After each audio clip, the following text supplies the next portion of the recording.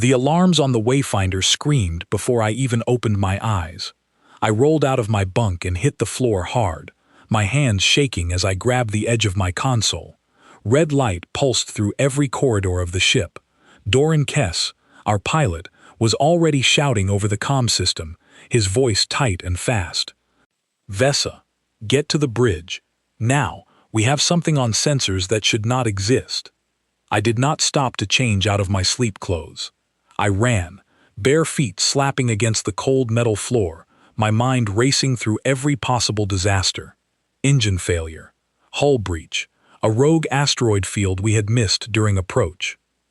None of it prepared me for what I saw when I reached the bridge. The main screen showed a field of wreckage stretching farther than our scanners could measure. Hundreds of shapes drifted in the dark, locked in perfect formation, as if they were still waiting for orders that never came. They were not natural rock formations. They were not debris from a mining accident. They were ships, warships, by the look of their sharp angles and heavy plating, frozen in place like a photograph that had never been allowed to fade. "That is impossible," I whispered. "Nothing stays intact out here for more than a few centuries. The radiation alone would have stripped the hulls apart." Doran did not look away from his console. "According to our instruments, this field has been sitting undisturbed for roughly 20,000 years. The number hit me like a physical blow. 20,000 years. Civilizations rise and crumble to dust in far less time than that. Entire species vanish, their languages forgotten, their cities turned to sand, and yet here was a fleet of ships sitting in the void as if time itself had refused to touch them." I gripped the back of the pilot's chair. "Bring us closer. Slowly. I want full scans before we do anything else." The Wayfinder eased forward, and the closer we drifted, the more my sense of wonder turned into something colder, something like fear. The ships were arranged with purpose. Not scattered by an explosion, not tumbling from some ancient collision. They sat in formation, like soldiers standing at attention long after the war had ended and everyone had gone home. "Vesa," Doran said quietly, "I am reading a power signature from the largest vessel. Faint, but active." My breath caught. A power source that had lasted 20,000 years was not something our current technology could even attempt to replicate. Whoever built these ships had engineering knowledge far beyond anything the Coalition currently possessed. "Do we know who they belong to?" I asked. Doran ran the scan through every database we had access to. The silence stretched long enough that I began to think the system had crashed. Then his face went pale. "The hull markings match old fragments in the historical archive. Vesa, these ships belong to humans." I laughed, though there was no humor in it. It came out sharp and nervous. "Humans do not exist anymore. They are a story, a warning parents tell their children about a species that burned itself out fighting a war nobody else remembers the details of." "I know what the records say," Doran replied.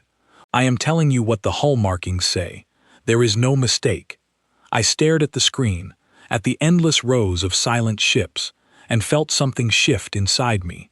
Every account I had ever studied about humans described them as extinct, wiped from the galaxy so long ago that even their enemies had faded into myth. If this fleet was real, then everything written about their disappearance might be wrong. "We have to board the flagship," I said. Doran turned to me with a look somewhere between excitement and dread. "You want to go inside a ship that has been sitting dead in space for 20,000 years. "I want to know why it is not actually dead," I said. "That power signature means something in there is still running. Ships do not maintain power on their own for that long. Something, or someone, set that system to last." We assembled a small team. Just myself, Doran and two other researchers from our survey division, Mira Solon, and a quiet engineer named Peter Ashworth who rarely spoke unless it mattered. We suited up in our environment gear, checked our oxygen twice, and boarded a shuttle that would carry us across the gap between our ship and the frozen giant waiting in the dark. As we approached, the sheer size of the human flagship became clear. It dwarfed our survey vessel completely, its hull stretching out like the spine of some ancient creature that had simply decided to stop moving one day and had been forgotten by time itself. Even powered down, even covered in a thin layer of frost from centuries of cold, it radiated a kind of authority that made my hands tremble on the shuttle controls. "There," Peter said, pointing toward a section near the rear of the ship. "An airlock, still sealed. If we can get through, the interior might be pressurized." We docked carefully, the shuttle's clamps locking onto the ancient hull with a sound that echoed through my bones. The airlock door did not open easily. Peter had to work the manual release for several long minutes, his gloved fingers prying at mechanisms that had not moved in 20,000 years. Finally, with a groan that seemed to come from deep within the ship itself, the door slid open. The air inside was thin but breathable, filtered through some system that had continued running long after everyone aboard had presumably died or left. We stepped through the airlock into a corridor lit only by our handheld lights, the beams catching on dust that had settled so thickly it looked like snow. "This place is a tomb," Mira whispered. I did not disagree. Every step we took echoed against walls lined with symbols I recognized from historical texts, letters belonging to a language called English, one of the last known languages of the human species before their fall. Faded signs pointed toward sections of the ship: medical bay, command deck, crew quarters. It was strange to see such ordinary words attached to something so ancient and untouched. We moved deeper into the ship, following the strongest reading of that power signature.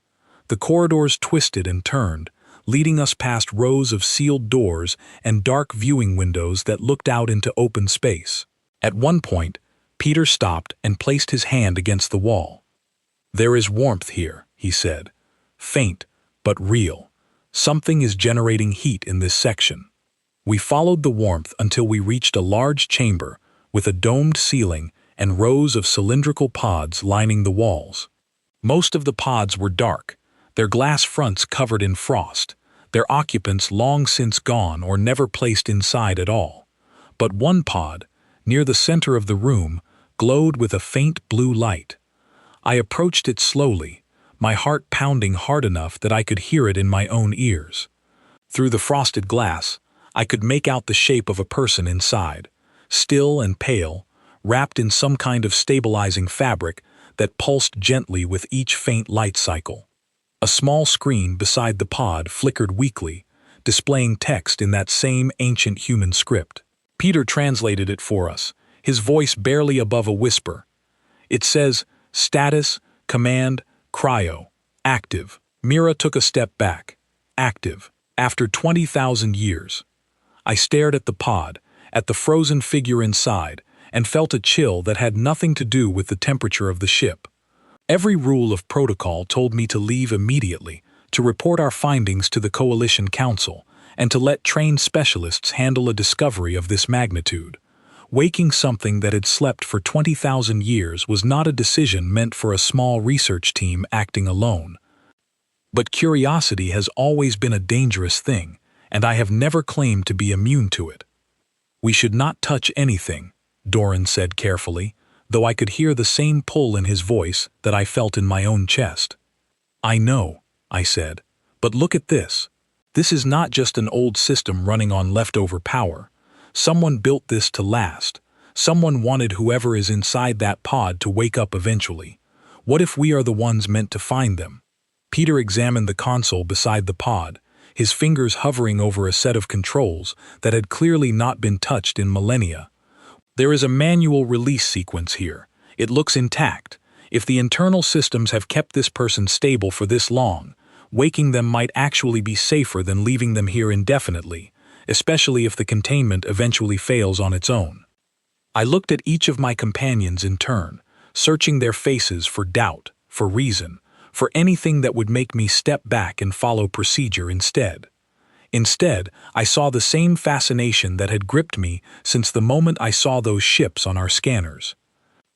"Do it," I said. Peter's hands moved carefully across the console, following the sequence displayed on the screen. Lights along the pod began to shift from dim blue to a warmer amber. A low hum built steadily beneath the floor, vibrating up through my boots. Frost on the glass began to melt away in slow, creeping lines, revealing more of the figure inside with every passing second. None of us spoke, the chamber filled with the sound of ancient machinery waking after 20,000 years of silence, a sound like the ship itself was taking its first breath in an eternity.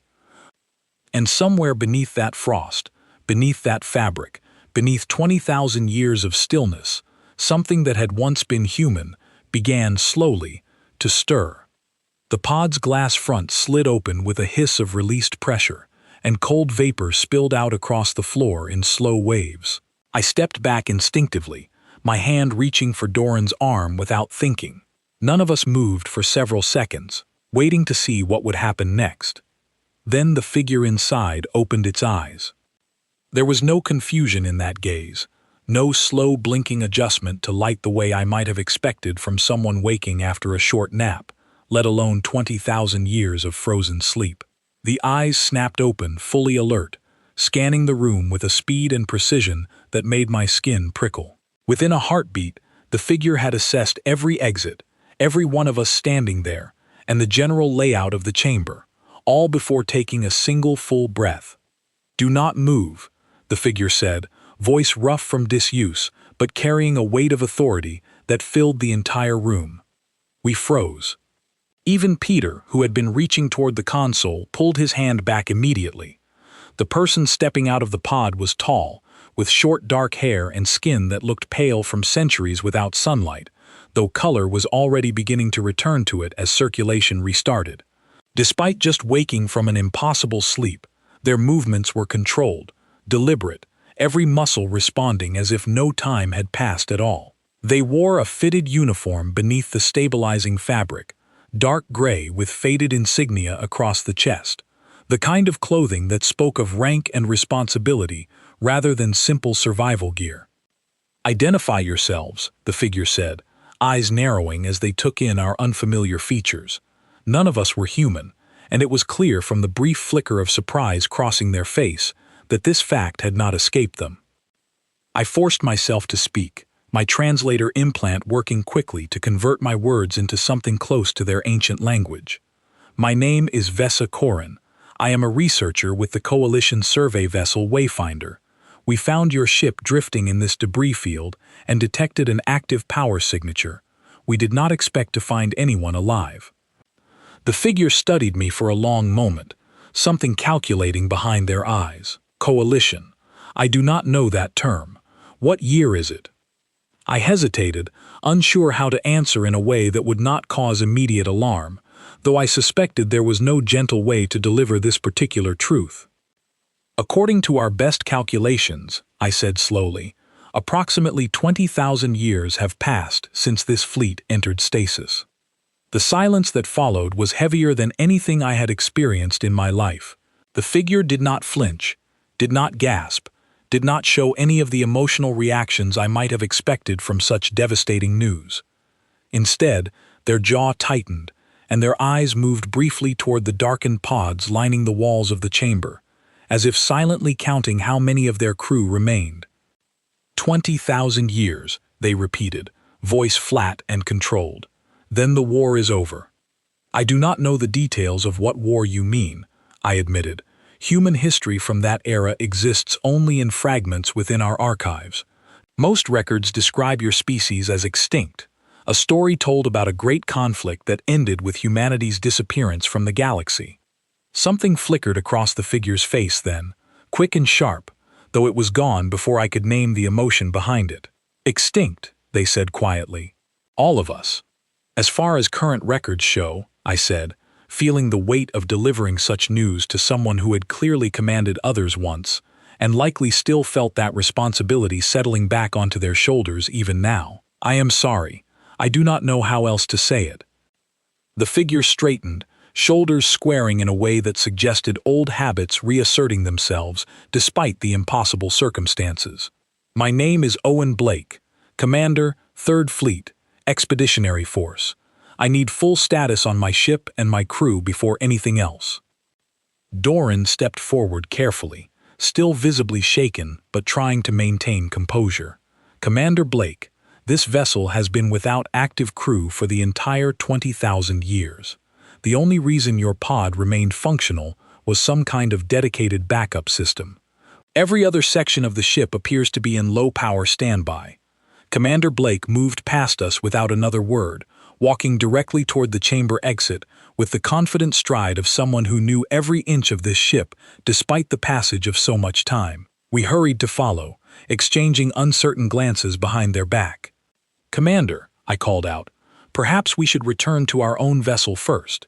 This situation requires careful handling, and the Coalition Council will need to be informed of your survival before—" "Before what?" Blake asked, turning back sharply. "Before I understand what has happened to my people. No, I need to see this ship's status with my own eyes." There was something in their tone that made further argument feel pointless. This was clearly someone accustomed to command, someone who had spent years, perhaps a lifetime, making decisions that others followed without question. Even now, stripped of an entire era, that authority had not faded. We moved through the ship together, Blake leading the way despite having no current maps or updated schematics to rely on, navigating purely from memory that apparently had not dulled despite 20,000 years of frozen sleep. Every corridor we passed seemed to trigger some small recognition in their expression, a flicker of memory attached to places that likely held meaning long before any of us were born. When we reached the command deck, Blake immediately moved toward the central console, fingers moving across controls with practiced efficiency. Lights flickered weakly to life across the room, illuminating a space that had clearly once been the heart of this entire vessel. Rows of stations sat empty, chairs still positioned as if their occupants had simply stepped away for a brief moment rather than vanishing into the depths of history. "Fleet status," Blake said quietly, more to themselves than to us, as data began populating across the ancient screens. Their expression darkened as information continued loading. 212 vessels in this formation, all in identical stasis states, all showing minimal power reserves remaining. "We detected the same number in our initial scan," I confirmed. "Every ship appears to be in the same condition as this one." Blake's hands paused over the console. "And humanity itself? You said extinct. Explain what you mean by that specifically." I glanced at Doran, unsure how much detail to share, though I suspected honesty was the only path forward with someone like this. "Our archives contain very little information about your species beyond fragments. What we do know suggests humanity fought a war of some significant scale, and following that conflict, no further trace of your civilization appeared anywhere in known space. No colonies, no communications, no descendants. The general historical consensus, if it can be called that given how little actual evidence exists, is that humanity did not survive whatever conflict led to this fleet entering stasis." Blake was quiet for a long moment, staring at the darkened viewport that showed the endless field of frozen ships stretching out beyond the command deck window. "We were supposed to be rescued within the decade," they finally said. "Emergency stasis protocol. The fleet was overwhelmed, and command decided full withdrawal was the only option that preserved enough personnel to eventually counterattack. We were meant to wait, not disappear."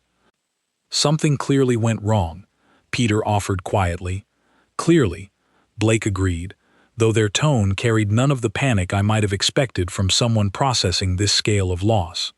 Instead, there was something colder settling into their expression, something calculating and distant. I found myself studying this person with growing fascination.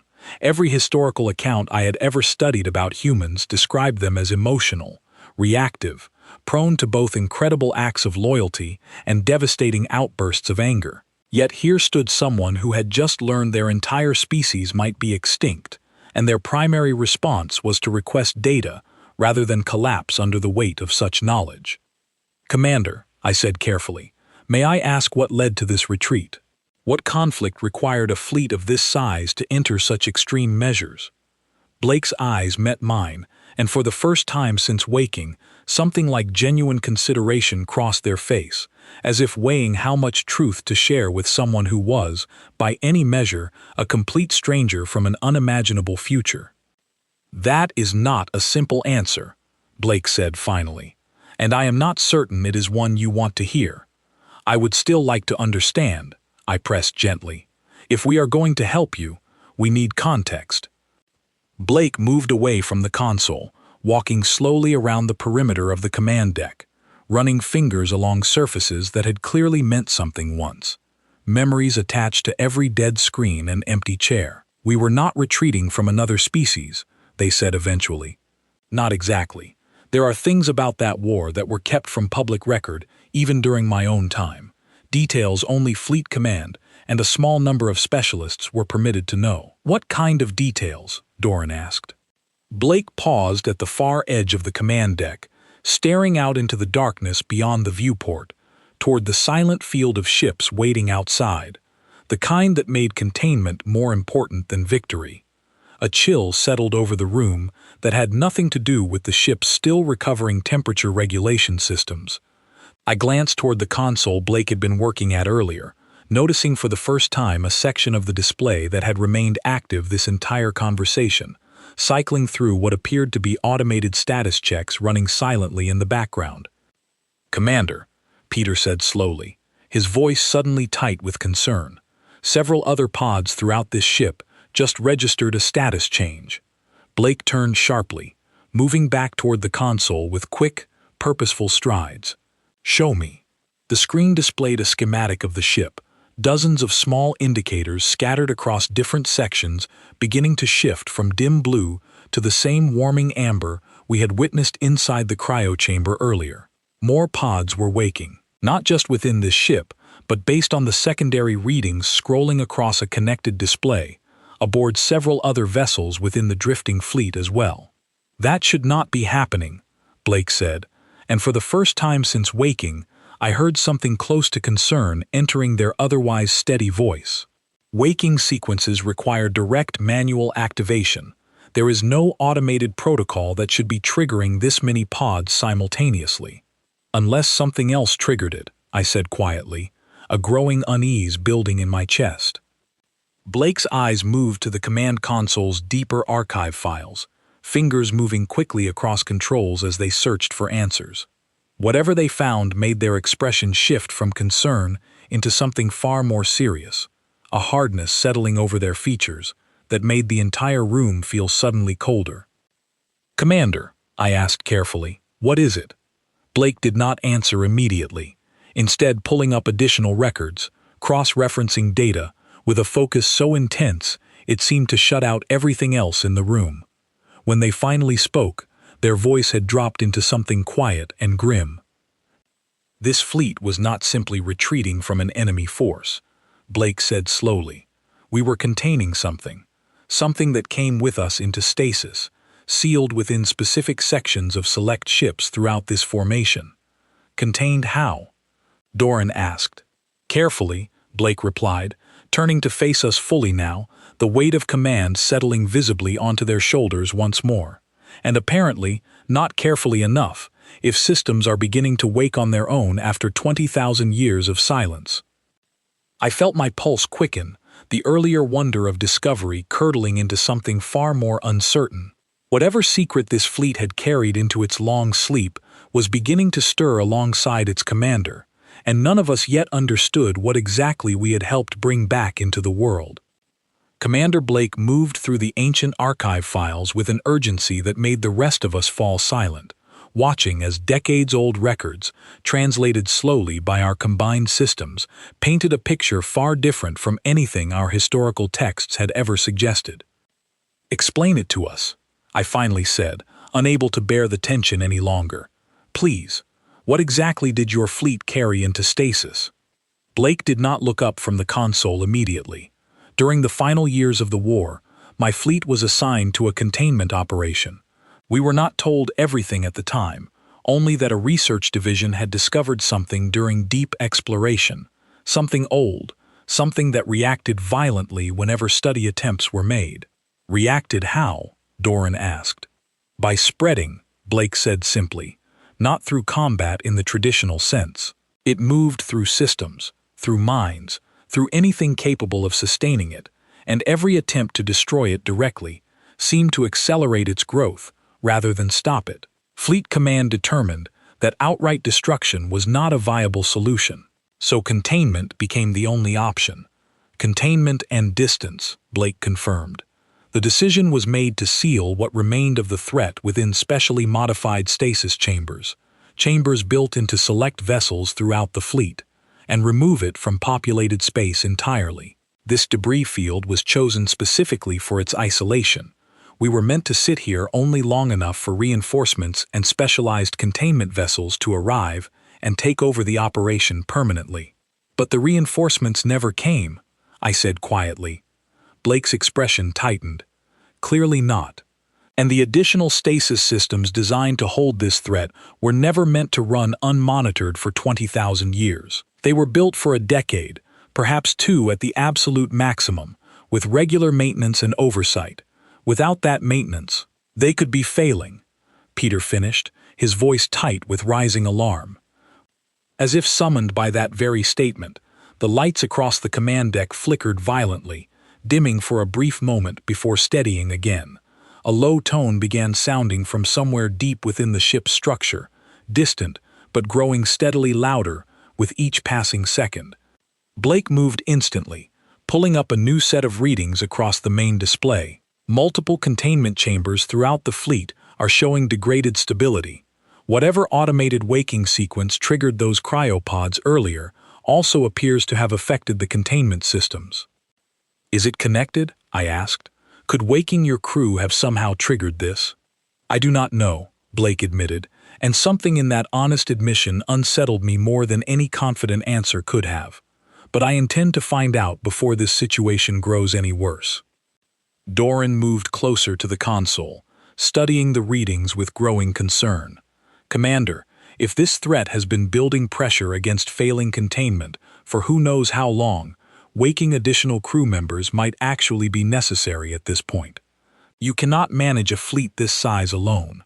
Blake considered this for a long moment, weighing options that clearly carried weight far beyond anything the rest of us could fully appreciate. Waking additional personnel too quickly risks losing them to disorientation during a crisis. But leaving containment unmonitored risks losing everything. Then what is the decision? I asked. Blake's eyes hardened with something resembling resolve. We wake the senior officers first. Controlled, deliberate, one section at a time. I need people who can assess the situation quickly and act without hesitation. I contacted our survey vessel through my communicator, quickly summarizing the unfolding situation to the rest of our crew still waiting aboard the Wayfinder. Mira's voice came through immediately, tight with concern, as she processed everything I described. Vesa, this is far beyond a simple research discovery, she said. We need to alert Coalition Command immediately. This is not something a small survey team should be handling alone. I know, I replied, glancing toward Blake, who was already moving toward another section of the ship, clearly intent on beginning the waking process, regardless of what outside authorities might eventually decide. But by the time official response arrives, this situation could already be far worse than it currently is. We may not have that kind of time. Mira was quiet for a moment. What do you need from us? Send a distress signal through Coalition channels, I said.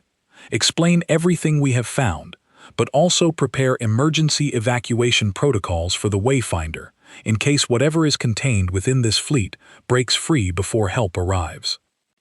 I ended the communication and hurried to catch up with Blake and the others, finding them already at a second cryo chamber, deeper within the ship, this one considerably larger than the first, rows upon rows of pods stretching across a massive circular room built specifically to house senior command staff.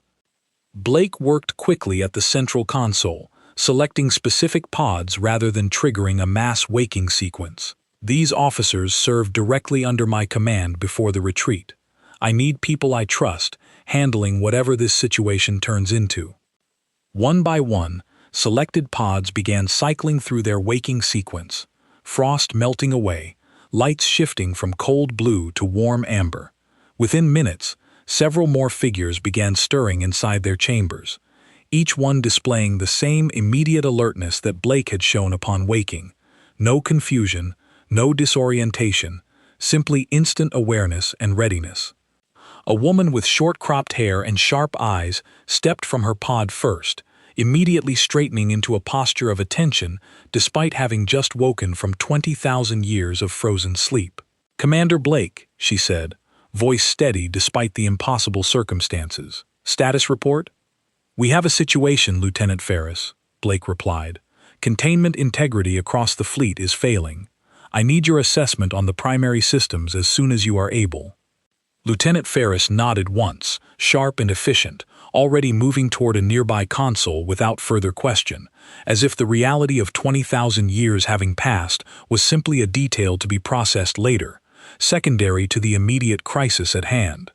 More officers emerged from their pods over the following minutes, each one falling seamlessly into whatever role Blake assigned them, moving through the ship with a coordinated efficiency that left our small research team standing quietly on the sidelines, watching an entire command structure reassemble itself in real time, despite the impossible gap of time separating this moment from the last time these people had stood together.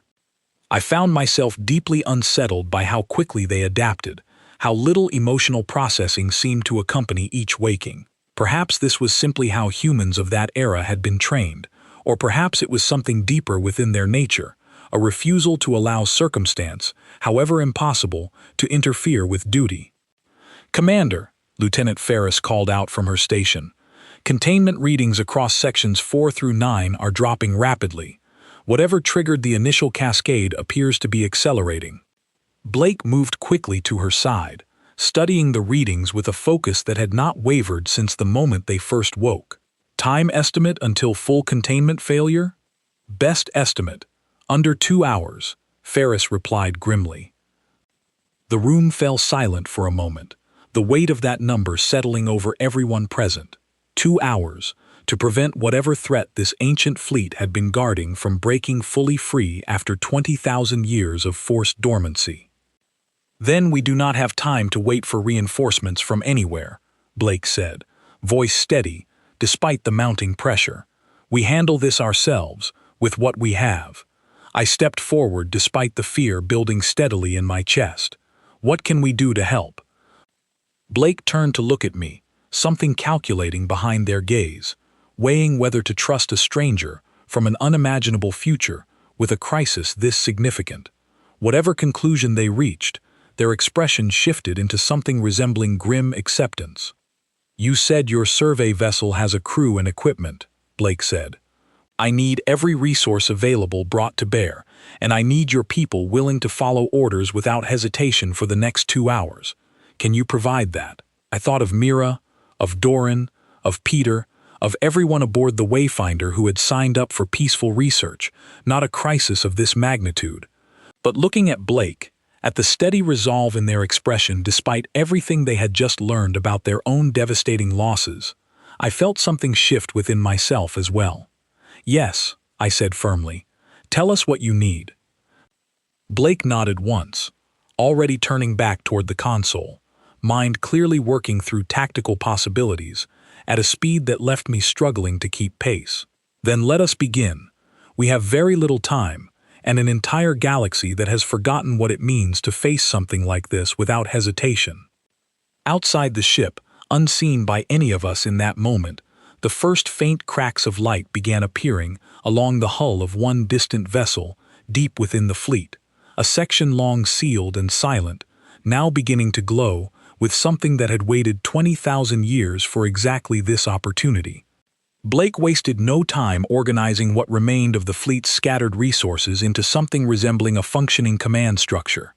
Within 30 minutes, 7 additional officers had been woken across 3 separate vessels, each one assigned a specific section of the failing containment network to monitor and stabilize using whatever ancient equipment still responded to power. I stood at the edge of the command deck, watching this process unfold with a growing sense of awe that had little room left for fear, despite the danger steadily building around us. There was something remarkable about watching people who had lost everything, their entire civilization, every person they had ever known outside this fleet, set that devastating knowledge aside, completely in favor of immediate action. "Vesa," Blake called out, and I hurried forward, still adjusting to how naturally my name now left their mouth, despite having known me for less than 2 hours. I need your survey vessel's engineering data, your ship's power core specifications specifically. I relayed the request to Peter, who quickly transmitted our technical readings to the ancient console Blake was working from. Blake studied the information for only a moment before nodding sharply. Your vessel's power output could potentially stabilize Section 7's failing containment field if we can establish a connection between systems, Blake said. It will not solve the underlying problem, but it should buy us additional time. Then let us establish that connection, I said, already moving toward the communicator to alert Mira aboard the Wayfinder. Doran fell into step beside me as we hurried back toward our own vessel, his expression tight with a mixture of excitement and lingering disbelief at everything unfolding around us. Vesa, do you understand what we are actually part of right now? We are helping stabilize a containment system built to hold something that terrified an entire species enough to abandon their own fleet rather than risk it escaping. I am very aware, I replied grimly. Though beneath the fear, something else was building within me as well, a kind of fierce determination I had not expected to feel. Perhaps it was simply proximity to Blake's unwavering resolve, or perhaps it was something deeper, a recognition that we now carried responsibility for a crisis far larger than any research mission we had originally signed up for. Aboard the Wayfinder, Mira and the rest of our crew worked quickly alongside Peter to establish the power connection Blake had requested, running cables and adapters between our modern systems and technology, 20,000 years older than anything currently used throughout Coalition space. It was strange, watching ancient human engineering interface with our own equipment, seeing sparks of compatibility emerge between civilizations separated by such an impossible span of time. Connection established, Mira announced finally, wiping sweat from her brow, despite the ship's climate control systems working at full capacity. Power transfer beginning now. Across the ship's communicator, I heard Lieutenant Ferris's voice crackle through, tight with cautious relief. Section 7, stabilizing. Containment holding at 40% capacity, improved from the 12% reading we had 10 minutes ago. It was not a solution, only a temporary reprieve, but even that small victory felt significant, given everything working against us. Blake's voice came through moments later, steady, despite the exhaustion clearly building in their tone after hours of continuous crisis management. Good work. Vesa, I need you back aboard my ship. There is something in the archive files I want your assessment on. I hurried back across the connecting shuttle, finding Blake alone at the command console when I arrived, studying data that seemed to trouble them deeply despite their otherwise steady composure throughout this entire ordeal. What is it? I asked. Blake gestured toward the screen, displaying detailed schematics of the original containment threat, information apparently unlocked now that command authorization had been fully restored following their awakening. This is what we sealed away 20,000 years ago. I want you to understand exactly what we are dealing with before this crisis escalates any further. I studied the schematics carefully, my translator working to convert dense technical terminology into something I could properly understand. The threat described was not a physical weapon or a conventional enemy force, but something far stranger, an ancient entity capable of spreading through connected systems, corrupting and consuming information, technology, and eventually the minds of anyone who came into direct contact with it for extended periods. This does not match anything in our current historical knowledge, I said slowly. How was something like this simply erased from galactic memory? Because we made certain it was erased, Blake replied grimly. Every record of this threat outside Fleet Command was destroyed following the containment operation. We could not risk knowledge of something this dangerous, spreading to civilizations that might attempt to study or weaponize it rather than simply avoiding it entirely. But it survived anyway, I said, sealed within your fleet, waiting all this time.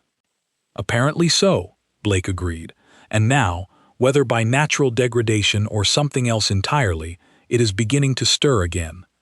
A sudden tremor ran through the ship, subtle but unmistakable, followed immediately by an alert flashing urgently across the command console. Blake moved instantly, fingers flying across controls as new data populated the screen. Section 3 containment has failed completely, Blake said, voice tightening with genuine alarm for the first time since waking. Whatever was held there is no longer contained. The communicator crackled to life immediately, Lieutenant Ferris's voice tight with urgency. Commander, we have a breach. Repeat, full containment breach in Section 3. Recommend immediate evacuation of all personnel from that area. Blake was already moving, grabbing equipment from a nearby storage compartment with practiced efficiency. Ferris, seal every connecting corridor between Section 3 and the rest of the ship. Do not let anything through those barriers. Understood, Commander. I hurried after Blake as they moved quickly through the ship's corridors, mind racing to process everything unfolding around us. What do we do now? We contain the breach before it spreads further, Blake said firmly. This ship has emergency isolation systems built specifically for scenarios exactly like this one. If we can trigger a full section lockdown before whatever escaped reaches connecting corridors, we can buy enough time to reinforce and eventually reseal containment properly. We reached a junction point deep within the ship, Blake immediately working at a heavily reinforced control panel that looked considerably more robust than anything else we had encountered throughout the vessel. Ferris arrived moments later along with 2 other officers, all of them moving with the same calm efficiency that seemed to define this entire crew despite the mounting crisis. Lockdown sequence initiated, Blake announced, watching as heavy barrier doors began sliding shut throughout the connecting corridors on the display screen before us. Section 3 isolated. Let us hope that holds. A distant sound echoed through the ship then, low and resonant, unlike anything mechanical or natural that I had encountered before. It carried an unsettling quality that made the hair on my arms rise, despite having no direct biological similarity to human nervous systems. What was that? I asked quietly. Blake's expression darkened. That was the sound of something testing its boundaries. Ferris studied the readings, scrolling across her station with growing concern. Commander, the isolated barrier is holding, but readings suggest whatever escaped is actively probing for weaknesses in the containment structure. This is not simple mindless energy. It shows clear signs of intent. It always did, Blake said grimly. That is precisely why it required containment, rather than simple destruction in the first place. I felt a chill settle deep into my chest at those words, understanding now the true weight of what humanity had sacrificed 20,000 years ago, rather than allow something this dangerous to spread freely through the galaxy. An entire fleet, sealed away and forgotten, simply to buy time against a threat that apparently possessed enough awareness to actively work against its own containment. Commander, I said carefully, what happens if it breaks free completely? Blake turned to face me fully, and for the first time since waking, I saw something resembling genuine fear flicker briefly behind their otherwise steady composure, quickly replaced by hardened resolve. Then it spreads, Blake said simply. Through this fleet, through your survey vessel, eventually through every connected system it can reach across the galaxy, corrupting and consuming everything in its path until nothing remains capable of stopping it. The weight of that statement settled heavily over the small group gathered around the console. Every one of these officers had woken mere hours ago to discover their entire civilization had vanished from history, and now faced the very real possibility of an ancient threat spreading unchecked across a galaxy that had no understanding of what it was truly facing. Then we do not let that happen, I said firmly, surprising even myself with the conviction in my voice. Blake studied me for a long moment, something shifting behind their expression, perhaps reassessing whatever assumptions they had initially formed about our small research team's capabilities.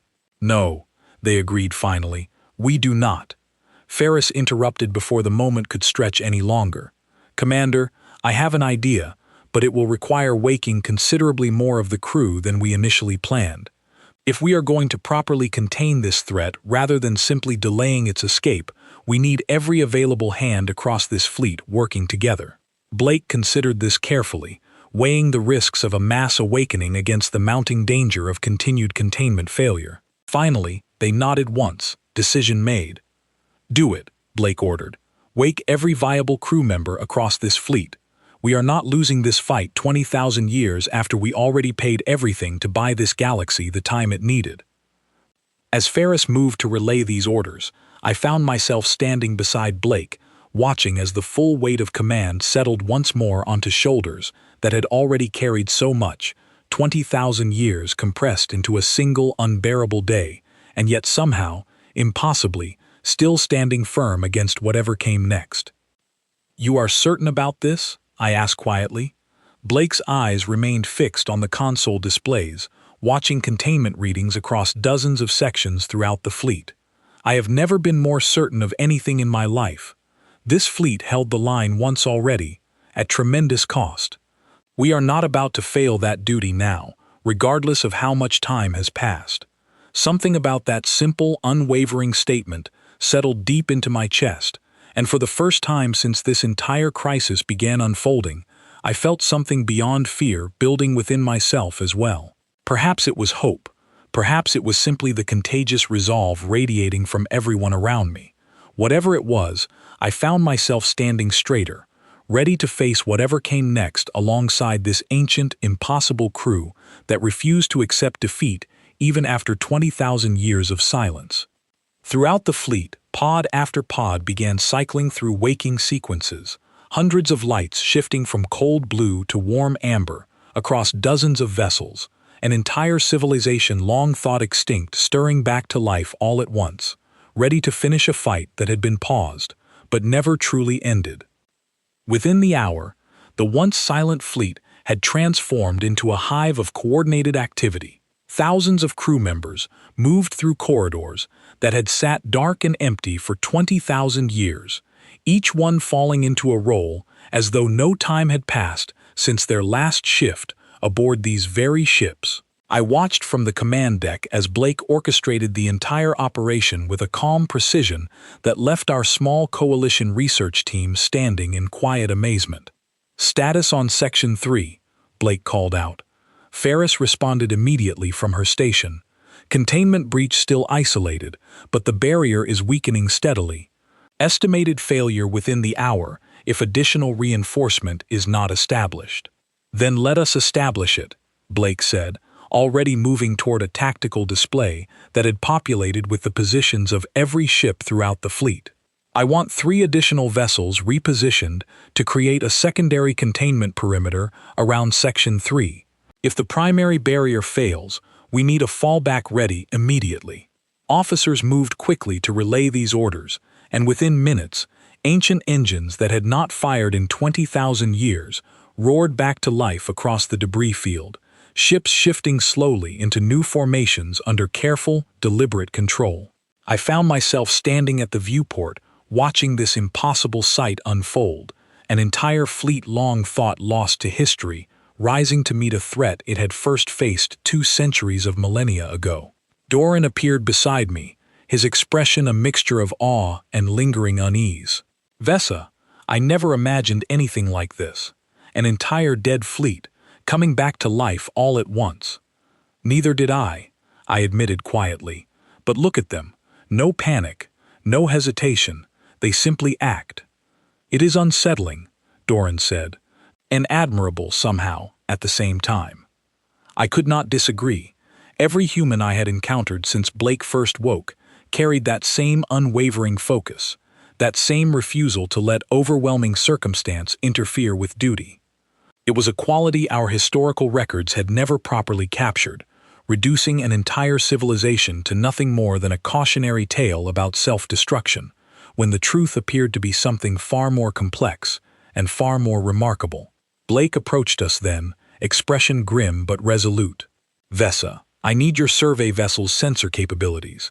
Our own long-range scanning systems suffered degradation during the extended stasis period, and I need eyes on that containment breach that our internal instruments cannot currently provide." "Of course," I said immediately, relaying instructions to Mira aboard the Wayfinder to redirect our sensor arrays toward the affected section of the fleet. The data that came through moments later made my stomach tighten with dread. The containment breach in Section 3 had grown considerably larger than initial estimates suggested, a swirling mass of corrupted energy pressing steadily against the reinforced barriers holding it back, testing every possible weakness with what could only be described as deliberate, calculated intent. "Commander," I said, forwarding the readings to Blake's console, "this does not look like it is simply expanding randomly. It appears to be searching for something specific." Blake studied the data intently, jaw tightening as understanding dawned. "It is searching for a connection point, something it can use to spread beyond this isolated section entirely." "Can it find one?" I asked. "Not if we destroy every potential pathway before it does," Blake said firmly, already relaying new orders to Ferris and the other officers scattered throughout the fleet. "I want every connecting corridor, every power conduit, every ventilation system linking Section 3 to the rest of this ship completely severed. If this thing cannot find a path forward, it cannot spread." The next hour passed in a blur of coordinated effort, engineers throughout the fleet working alongside Blake's officers to systematically cut off every possible route the contained threat might use to escape its isolated section.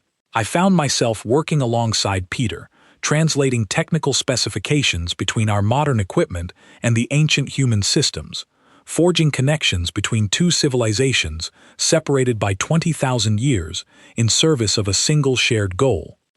"Commander," Ferris's voice crackled urgently through the communicator, "the secondary containment perimeter is in position. All pathways from Section 3 have been severed, except for one remaining conduit that our systems cannot safely disconnect without risking a wider structural failure throughout that entire section."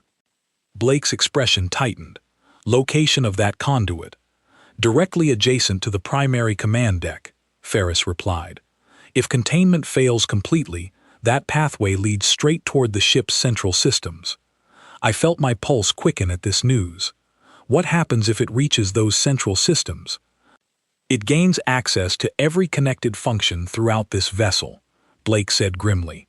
"Navigation, communication, weapons, everything. From there, it could potentially find a way to transmit itself to other ships throughout the fleet, or worse, toward your own vessel, given the connection we already established for power sharing." The weight of that possibility settled heavily over everyone present. Not only did this threat endanger the ancient human fleet, but our own survey vessel now stood at risk as well, connected as we were through the power-sharing arrangement established earlier to stabilize failing containment fields. "Then we cannot allow it to reach that conduit," I said firmly. Blake nodded, already formulating a plan with the same rapid efficiency that had defined every decision since first waking. "Ferris, I need a small team assembled immediately, volunteers only, prepared to physically seal that final conduit before containment fails completely." "I will lead that team myself, Commander," Ferris replied without hesitation. "No," Blake said firmly. "I am leading this one personally." A brief silence followed that declaration, and I could sense the officers gathered nearby, exchanging uncertain glances, clearly aware of the danger involved in placing their commander directly into harm's way during such a critical operation. "Commander," Ferris said carefully, "your continued leadership is essential to coordinating this entire fleet's response. Perhaps—" "I am aware of the risk," Blake interrupted, though not unkindly. "But I am also the only person aboard this ship who has directly studied the full specifications of this threat during our original containment operation 20,000 years ago. I know its weaknesses better than anyone else currently available." I stepped forward before I could stop myself. "Then I am coming with you." Blake turned to look at me, surprise flickering briefly across their expression. "Vesa, this is not your fight. You and your crew have already provided invaluable assistance, but this final operation carries genuine danger. Danger I have no right asking you to face." "You did not ask," I replied firmly. "I am offering. This threat endangers my ship and my crew just as much as yours now. I want to help finish this properly." Something shifted in Blake's expression then, a flicker of genuine respect replacing the earlier surprise. "Very well, but you follow my instructions exactly, without hesitation, the moment we reach that conduit. Understood, I said, feeling a strange mixture of fear and determination settling over me as Blake began assembling the small team that would accompany us on this final critical mission. We moved quickly through the ship's corridors, Blake leading the way with the same confident familiarity they had shown since first waking, despite the 20,000 years separating this moment from their last walk through these halls. Peter and Doran joined our small group as well, both insisting on contributing whatever technical assistance might prove necessary during the operation ahead. As we approached the section housing that final vulnerable conduit, the low resonant sound I had heard earlier grew steadily louder, more insistent, carrying an unmistakable quality of active searching that made every instinct within me want to turn back the way we had come. "Steady," Blake said quietly, noticing the tension building visibly among our small group. "Whatever this thing is, it feeds on fear and hesitation as much as it does on raw energy. We move forward with purpose, and we complete this task efficiently." We reached the conduit chamber moments later, a narrow room housing thick cables and power relays that connected Section 3's severed systems to the rest of the ship through this single remaining pathway. Blake immediately began working at a control panel positioned beside the conduit itself, fingers moving with practiced precision despite the mounting pressure of our limited time. "I need everyone to maintain distance from the central relay point," Blake instructed. "Sealing this conduit will require a manual override sequence that generates a brief but significant energy discharge. Anyone standing too close risks serious harm." We positioned ourselves carefully around the chamber's perimeter as Blake worked, the resonant sound from beyond the sealed barriers growing steadily more intense, as if whatever remained trapped within Section 3 sensed exactly what we were attempting to accomplish and was racing against us to prevent it. "Commander," Ferris's voice crackled urgently through the communicator. "Containment barrier integrity has dropped below critical threshold. Estimated failure within minutes, not hours." "Understood," Blake replied calmly, though I noticed their fingers moving with slightly increased urgency across the control panel. "Vesa, I need your assistance interfacing this override sequence with the power distribution readings from your survey vessel. The systems need to work in tandem to properly seal this connection permanently."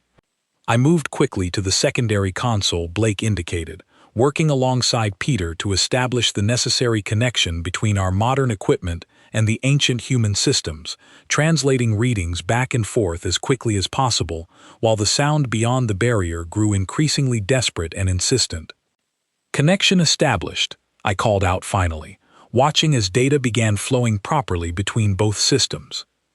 "Initiating final seal sequence," Blake announced, hands moving across the control panel with steady, deliberate precision despite the mounting pressure surrounding us. The chamber filled with a low humming vibration as ancient machinery activated in ways it had not since being built, 20,000 years of dormant engineering springing back into purposeful action all at once. Lights along the conduit flickered rapidly, and for one terrifying moment, I feared the sequence might fail entirely, leaving that final pathway open and vulnerable. Then, with a resonant clang that echoed throughout the entire chamber, heavy barriers slammed shut around the conduit, sealing it completely and severing the final connection between Section 3 and the rest of the ship's systems. Silence fell across the chamber, heavy and absolute, the earlier resonant searching sound abruptly cut off entirely, now that its final pathway had been eliminated. "Containment fully isolated," Ferris's voice announced through the communicator, relief evident despite her otherwise composed tone. "Section 3 is completely sealed from every connecting system throughout this vessel and the wider fleet." A collective breath of relief passed through everyone gathered in that small chamber, the immediate crisis finally, truly resolved. Blake stepped back from the control panel, shoulders relaxing slightly for the first time since waking from 20,000 years of frozen sleep. "It is contained," Blake said quietly, more to themselves than to any of us specifically. "Properly, permanently contained this time. What happens to it now?" I asked. "Sealed away like that indefinitely?" Blake considered the question carefully. "For now, yes. But unlike the temporary measures our fleet originally relied upon, this containment can be properly maintained going forward, monitored continuously, rather than left forgotten for 20,000 years. Monitored by whom? Doran asked. Blake turned to look at each of us in turn, something resolute settling into their expression. By this fleet, and by whatever partnership we can establish with your coalition going forward. This threat requires permanent vigilance, and I intend to ensure that vigilance never again lapses the way it did following our original containment operation. Over the following days, as word of our discovery finally reached official coalition channels, representatives arrived to begin formal negotiations regarding the ancient human fleet's integration into current galactic society.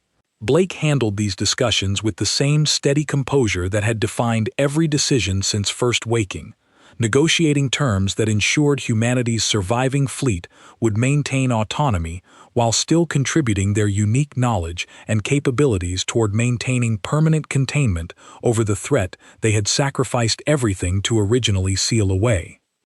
I stood beside Blake during the final negotiation session, watching as representatives from a dozen different species listened intently while this ancient commander outlined terms for cooperation, terms that spoke of partnership rather than subjugation, contribution rather than dependence.